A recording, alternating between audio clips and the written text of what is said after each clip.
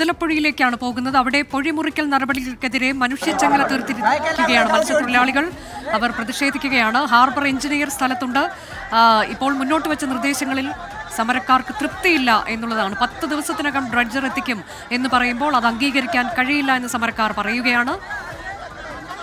Harbour എഞ്ചിനീയറിനോട് മത്സ്യത്തൊഴിലാളികൾ സംസാരിക്കുന്നു. അതിന്റെ തത്സമയ ദൃശ്യങ്ങൾ.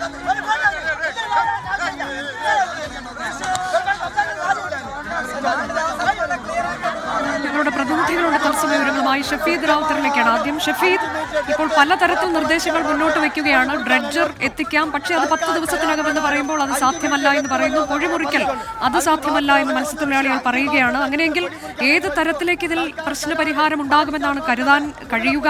4 ദിവസം തന്നാൽ വലിയ വള്ളങ്ങൾക്ക് പോകുന്ന തരത്തിൽ ആഴം ഉറപ്പാക്കാം എന്നൊക്കെ ഹാർബർ എഞ്ചിനീയർ പറയുന്നുണ്ടല്ലോ.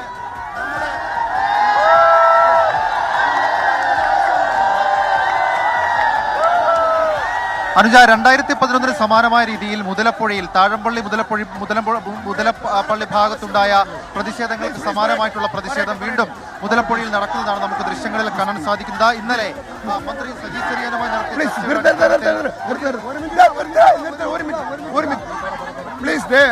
ബഹുമാനപ്പെട്ട ചാനലംഗങ്ങൾ കേൾക്കേണ്ടതെന്ന് പറഞ്ഞു കഴിഞ്ഞാൽ, നമ്മുടെ ഇന്ന് ഈ പ്രതിഷേധം നിങ്ങൾ കാണുന്നുണ്ട്. അത് എന്താണെന്ന് നിങ്ങൾക്ക് അറിയാമോ?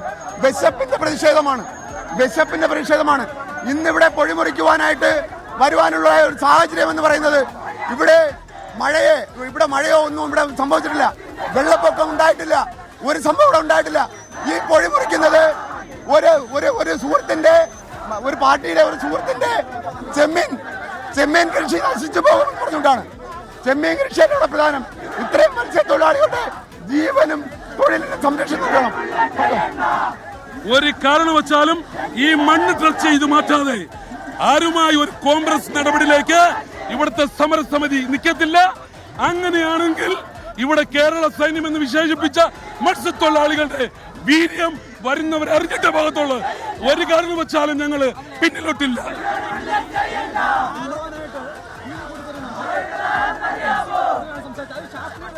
അല്ല, ഒരിക്കലും ശാസ്ത്രത്തിലല്ല.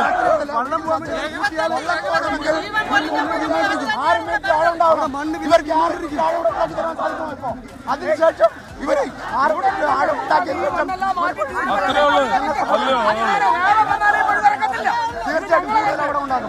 ഇവര് മത്സ്യത്തൊഴിലാളികളെ കണ്ണില് ഒരു സംവിധാനം കൂടെ വെക്കുന്നത്. എന്ത് വില കൊടുത്ത് നേരിടും അവര് വെടിവെച്ച് മരിക്കേണ്ടി വന്നാൽ ഞങ്ങൾ പിന്മാറില്ല. ഇതിന് ശാശ്വതമായ പരിഹാരം ഉണ്ടാക്കാതെ, ഈ മണ്ണ് ഇവിടുന്ന് മാറ്റാതെ ഞങ്ങളിൽ ഒരാളും പിന്നിലോട്ടില്ല. അല്ല, ഞങ്ങൾ മരിക്കാൻ വരെ തയ്യാറാണ്. അതുകൊണ്ട് ഞാൻ വരുന്നില്ല. ഇവർ എന്തോടായ്പ കൊണ്ടുവന്നാലും ഞങ്ങൾ കേൾക്കുന്നില്ല. പൂർണ്ണമായും മണ്ണ് മാറ്റി തന്നാലേ പറ്റത്തുള്ളൂ.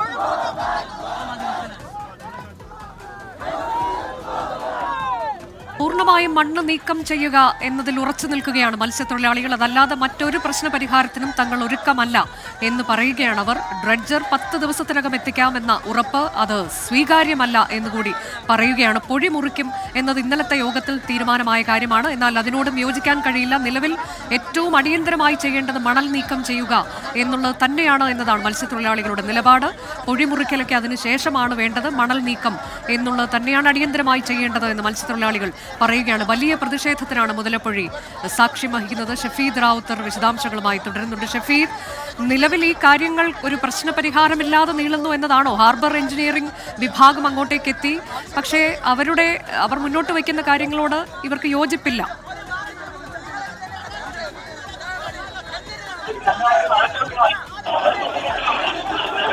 നിലവിൽ ഇപ്പോൾ ഈ പ്രതിഷേധ സാധ്യത അല്ലെങ്കിൽ പ്രതിഷേധം ഏതെങ്കിലും തരത്തിൽ അയവ് വന്നിട്ടില്ല. മാത്രമല്ല, സർക്കാരിന്റെ ഹാർബർ എഞ്ചിനീയറിംഗ് വകുപ്പിന്റെ ഒരു പോംവഴി, അവരുടെ ഒരു പരിഹാര ഫോർമുല അത് വിജയം കണ്ടതുമില്ല. നിലവിൽ അതാണ് ഇന്നലെ ഒരു യോഗം നടന്നിരുന്നു. ഫിഷറീസ് മന്ത്രിയുടെ നേതൃത്വത്തിൽ നടന്ന യോഗത്തിലാണ് പൊഴി മുറിക്കും ഇന്ന് എന്നുള്ള തീരുമാനം. ഒപ്പം തന്നെ ഡ്രഡ്ജർ എത്തിച്ച് മണൽ നീക്കം ചെയ്യും എന്നുകൂടി പറഞ്ഞിരുന്നു. പക്ഷേ ഈ പൊഴി മുറിക്കലല്ല അടിയന്തരമായി ചെയ്യേണ്ടത്, മണൽ നീക്കം ചെയ്യുകയാണ് എന്നതാണ്. അത് ഏത് തരത്തിലേക്ക് സാധ്യമാകുമെന്നതിലൊക്കെയുള്ള സംശയമുണ്ട്. കാരണം അത്രയധികം മണൽ അവിടെ അടിഞ്ഞു കൂടിയിട്ടുണ്ട് എന്ന് നമുക്കറിയാവുന്നതാണ്. ഡ്രഡ്ജർ എത്തിക്കും, ഏറ്റവും വലിയ ഡ്രഡ്ജർ തന്നെ എത്തിക്കും എന്ന ഉറപ്പുണ്ട്. പക്ഷേ അത് എത്തിക്കുന്നതിന് കാലതാമസം ഇനിയുമുണ്ട്. 10 ദിവസത്തിനകം എത്തിക്കാമെന്നതാണ് ഇന്ന് ഏറ്റവും ഒടുവിലായി അവർക്ക് ഹാർബർ എഞ്ചിനീയറിംഗ് വിഭാഗം നൽകിയ ഉറപ്പ്. പക്ഷേ അത് അസ്വീകാര്യം എന്നതാണ് മത്സ്യത്തൊഴിലാളികൾ പറഞ്ഞത്. ഷഫീദ് പറയൂ.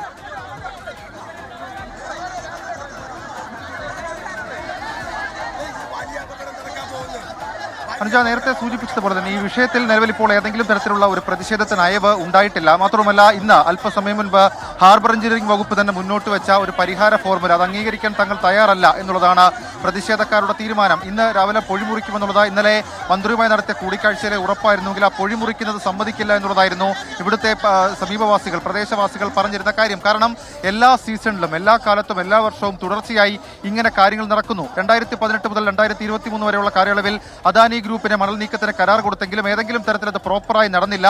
നിലവിൽ ഇപ്പോൾ അവർ പറയുന്നത് 70,000-ഓളം ക്യൂബിക് മീറ്റർ ആയിരുന്നു മണൽ നീക്കാൻ അദാനിക്ക് കൊടുത്ത കരാറിൽ പറഞ്ഞിരുന്ന കാര്യം. എന്നാൽ ഇപ്പോൾ അത് 2 ലക്ഷവും കടന്ന് 5 ലക്ഷം ക്യൂബിക് മീറ്ററിലേക്ക് എത്തിക്കഴിഞ്ഞു. സ്വാഭാവികമായും അത് ഹാർബർ നിർമ്മാണവുമായി ബന്ധപ്പെട്ട് മുൻപ് ഈ DPR തയ്യാറാക്കിയതിലടക്കം അശാസ്ത്രീയത ചൂണ്ടിക്കാണിച്ചിരുന്നു. അന്നേ പ്രതിഷേധം പലതവണ ഉയർന്നതാണ്. പക്ഷേ ആ DPR ഏതാണ്ട് 7 തവണ മാറ്റുന്നു, 7 തവണ പഠനം നടത്തുന്നു. അതൊക്കെ കഴിഞ്ഞിട്ട് മുതലപ്പുഴയിലെ ശാശ്വതമായ ഒരു പരിഹാരം, പ്രശ്നപരിഹാരത്തിന് ഒരു ശാശ്വത പരിഹാരം കണ്ടെത്താൻ കഴിഞ്ഞിട്ടില്ല. ഇതിൽ ഏറ്റവും പ്രധാനപ്പെട്ട കാര്യം ഈ പുലിമുട്ടിന്റെ എക്സ്റ്റൻഷൻ, അതായത് കാലാകാലങ്ങളിൽ ഈ ഹാർബറിലേക്ക് മണൽ അടിയുന്നത് തടയാനുള്ള പുലിമുട്ടിന്റെ എക്സ്റ്റൻഷൻ ഉൾപ്പെടെയുള്ള കാര്യങ്ങൾ ഇതുവരെയും സർക്കാർ ഒരു തീരുമാനമെടുത്തിട്ടില്ല എന്നുള്ള കുറ്റപ്പെടുത്തൽ അതാണ് ഇപ്പോൾ പ്രതിഷേധക്കാരുടെ ഭാഗത്തു നിന്ന് ഉണ്ടാകുന്നത്. ഈ ഹാർബർ എഞ്ചിനീയറിംഗ് വിഭാഗം എക്സിക്യൂട്ടീവ് എഞ്ചിനീയർ അനിൽകുമാർ അദ്ദേഹം നൽകിയ ഉറപ്പ് 4 ദിവസം സമയം തന്നാൽ അവരുടെ മത്സ്യത്തൊഴിലാളികളുടെ വലിയ ഫിഷിംഗ് ബോട്ട് ഉൾപ്പെടെയുള്ള കാര്യങ്ങൾ ഇറങ്ങിപ്പോകുന്ന തരത്തിലേക്ക് പൊഴിയിലെ മണൽ നീക്കം ചെയ്യാം. ബാക്കിയുള്ള മണലാകട്ടെ അത് സ്വാഭാവികമായി ഇറോഷൻ സംഭവിച്ച് അത് ഈ മഴക്കാലമൊക്കെ ആകുമ്പോൾ സ്വാഭാവികമായും ഇറോഷൻ സംഭവിച്ച് പോകും എന്നുള്ളതായിരുന്നു. എന്നാൽ ആ ഉറപ്പിൽ പ്രതിഷേധക്കാർ സമരക്കാർ തൃപ്തരല്ല. അവർ പറയുന്നത് ഒരു പ്രോപ്പറായ പ്രശ്നപരിഹാരം, അതായത് നിലവിൽ ഇനിയും മുതലപ്പുഴയിൽ സമാനമായ അപകടം ഉണ്ടാകരുത്.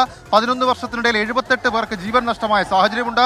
78 മത്സ്യത്തൊഴിലാളികളുടെ ഡെഡ് ബോഡി അത് ഈ അപകടത്തിൽപ്പെട്ട ആളുടെ മൃതദേഹം തങ്ങൾ ഏറ്റുവാങ്ങി. ഇനിയും അങ്ങനത്തെ സാഹചര്യം ഉണ്ടാകരുത്. അതുകൊണ്ട് അവരുടെ ഒന്നാമത്തെ ആവശ്യം മുതലപ്പുഴയുമായി ബന്ധപ്പെട്ട് നിലവിൽ ഇപ്പോൾ ഈ മണൽ നീക്കത്തിന് ഒരു പ്രോപ്പറായ പോംവഴി ഉണ്ടാക്കണം. അത് ഡ്രഡ്ജർ കൊണ്ടുവരണം. ഹിറ്റാച്ചിയോ അല്ലെങ്കിൽ ലോങ് ബൂം ഹിറ്റാച്ചുകളോ കൊണ്ടുവന്നല്ല നടത്തേണ്ടത്. ഡ്രഡ്ജർ കൊണ്ടുവന്ന് 6 മീറ്റർ ആഴം അത് ഉറപ്പുവരുത്തണം എന്നുള്ള ആവശ്യം അവർ മുന്നോട്ട് വയ്ക്കുന്നുണ്ട്. പക്ഷേ അതിനുള്ള പ്രശ്നപരിഹാരം, അതായത് നിലവിൽ ഇപ്പോൾ ഇന്നലെ സജി ചെറിയനടക്കം പറഞ്ഞത് അവർ ഈ കണ്ണൂരിൽ നിന്നടക്കം ഡ്രഡ്ജർ എത്തിക്കാനുള്ള നീക്കം നടത്തും എന്നുള്ളതാണ്. പക്ഷേ അതിനേക്കാൾ എളുപ്പം വിഴിഞ്ഞത്ത് നിന്ന് ഡ്രഡ്ജർ എത്തിക്കുന്നതല്ല എന്നുള്ളൊരു മറുചോദ്യം മത്സ്യത്തൊഴിലാളികൾ ഉന്നയിക്കുമ്പോൾ ഈ അദാനിയുമായിട്ടുള്ള കരാർ ഈ കഴിഞ്ഞു. അതായത് അദാനി വാർഫിന് നിർമ്മാണ പ്രവർത്തനങ്ങൾ നടക്കുമ്പോഴായിരുന്നു ആ കരാർ ഉണ്ടായിരുന്നത്. അതിനപ്പുറത്തേക്ക് ഇനി അദാനിയുടെ ഡ്രഡ്ജറിൽ നമുക്ക് പ്രതീക്ഷ അർപ്പിക്കാൻ കഴിയില്ല എന്നുള്ളതാണ് സർക്കാരിന്റെ മറുപടി. അതേസമയം കൂടുതൽ ലോങ് ബൂം ഹിറ്റാച്ചി അടക്കം ഉൾപ്പെടുത്തിക്കൊണ്ട് 4 ദിവസത്തിനുള്ളിൽ പൊടിയിലെ മണൽ നീക്കം ചെയ്യാം എന്നുള്ള ഉറപ്പ് ഈ ഹാർബർ എക്സിക്യൂട്ടീവ് എഞ്ചിനീയർ അനിൽകുമാറും പോലീസ് സംഘവും കൊടുത്തെങ്കിലും പ്രതിഷേധക്കാർ പിരിഞ്ഞുപോയില്ല. അത് പ്രായോഗികമാണോ ഈ ഹിറ്റാച്ചി ഉപയോഗിച്ചുകൊണ്ട് ഇത്രയധികം മണൽ നീക്കം ചെയ്യുക എന്നൊരു ചോദ്യമില്ലേ ഷഫീദ്?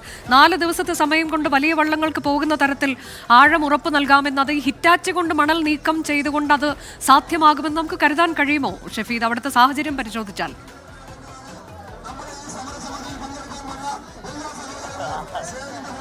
അത് അനുജ ഇതുവരെയുള്ള മുതലപ്പുഴയുടെ ചരിത്രം പരിശോധിക്കുകയാണെങ്കിൽ അങ്ങനെ ഒന്ന് സാധ്യമല്ല. മാത്രവുമല്ല 2 ലക്ഷം ക്യൂബിക് മീറ്ററിൽ നിന്ന് ഏതാണ്ട് 5 ലക്ഷത്തോളം ക്യൂബിക് മീറ്ററിലേക്ക് ഈ മണലടിഞ്ഞത് മാറി എന്നുള്ളതാണ് ഒരു പ്രാദേശിക എസ്റ്റിമേറ്റ്. അതായത് ഈ സ്ഥലം അറിയാവുന്ന ഇവിടുത്തെ വിദ്യാഭ്യാസമുള്ള ആളുകളടക്കം പറയുന്ന ഒരു കാര്യം. സ്വാഭാവികമായും ഈ പ്രതിഷേധത്തിന്റെ അടക്കം സാധ്യതകൾ ഏത് വിധത്തിലുണ്ട് എന്നുള്ളതിൽ നമുക്ക് അവരുടെ പ്രതികരണം തരണം. വലിയ വൈകാരികമായ പ്രതിഷേധങ്ങൾക്കടക്കം ഈ പ്രതിഷേധങ്ങളിലേക്ക് അടക്കം കാര്യങ്ങൾ പോകുന്നു എന്നുള്ളതും ഏറ്റവും ശ്രദ്ധേയമായിട്ടുള്ള കാര്യം.